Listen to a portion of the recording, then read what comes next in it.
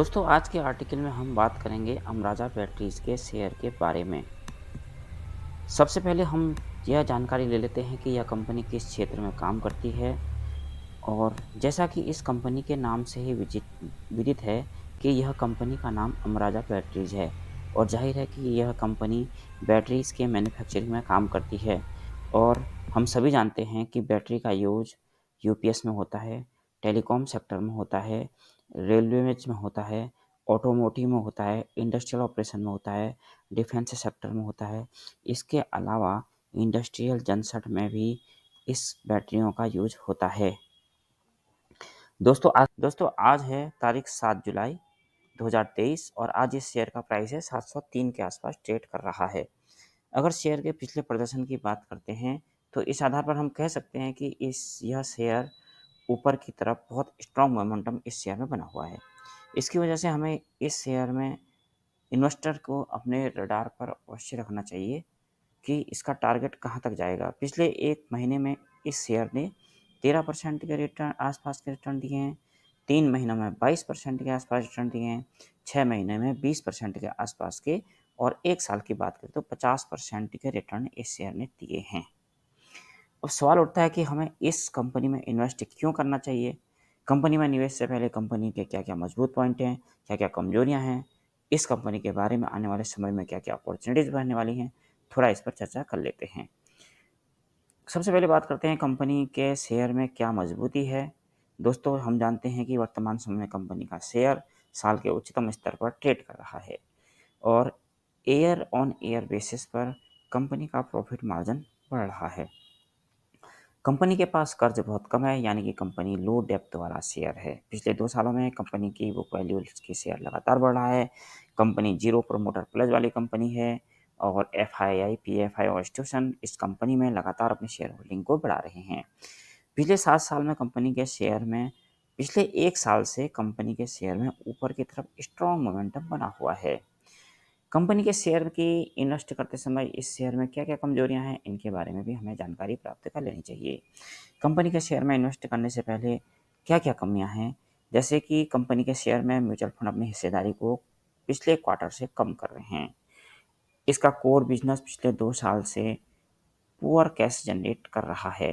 Net profit, revenue और net cash flow में गिरावट आ रही है।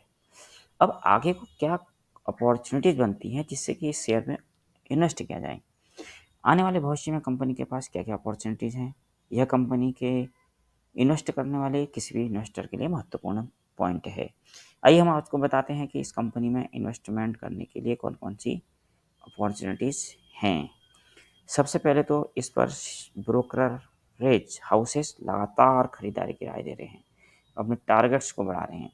आर्टिकल के अगले भाग में हम इस पर चर्चा जरूर करेंगे कि कौन कौन से ब्रोकरेज ने इस पर क्या क्या राय दी है। इसके अलावा TPM/P रेशियो 3 साल, 5 साल और 10 साल में सबसे कम है।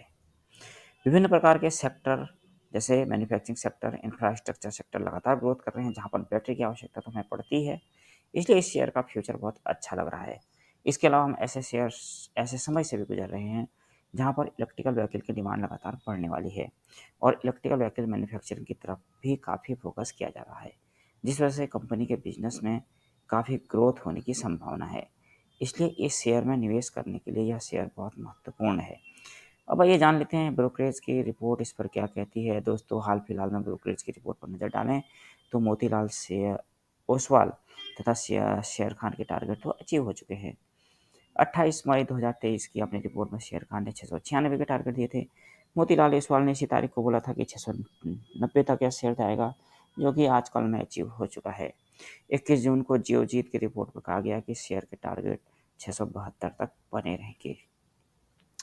आइए हम बात करते हैं कि एक आम निवेशक को इस शेयर में क्या करना चाहिए। इस सेक्टर के शेयरों में तेजी की वजह से हमें लगता है कि कई ब्रोकरेज अपनी रिपोर्ट्स अब इस पर जरूर लाएंगे। इस तरह से इस सेक्टर के महत्व को देखते हुए, कंपनी के ग्रोथ तथा शेयर की स्ट्रॉन्ग मोमेंटम को देखते हुए शेयर में निवेश की रणनीति अवश्य बनानी चाहिए। यदि हम इस कंपनी में निवेश करते हैं और कई समय बाद इसमें प्रॉफिट होता है तो मुनाफा बुक कर लेना चाहिए। यदि इंडियन मार्केट में तेजी का रुख कायम करते हो रहता है तो इस शेयर में तेज़ी अवश्य रहेगी। यदि मार्केट में गिरावट के साथ शेयर नीचे के लेवल पर आता है तो हमारी नीति बाय ऑन टिप्स की होनी चाहिए। हमें अपने इन्वेस्टमेंट को वहाँ एवरेज कर लेना चाहिए। दोस्तों, फिर भी हमारी तरफ से इस शेयर में खरीदारी या बिकवाली की कोई राय नहीं है। आप लोगों को चाहिए कि इस शेयर में निवेश करने से पहले आप अपने सलाहकार से ज़रूर पूछ लें। हमारे चैनल को लाइक तथा सब्सक्राइब ज़रूर कर लें।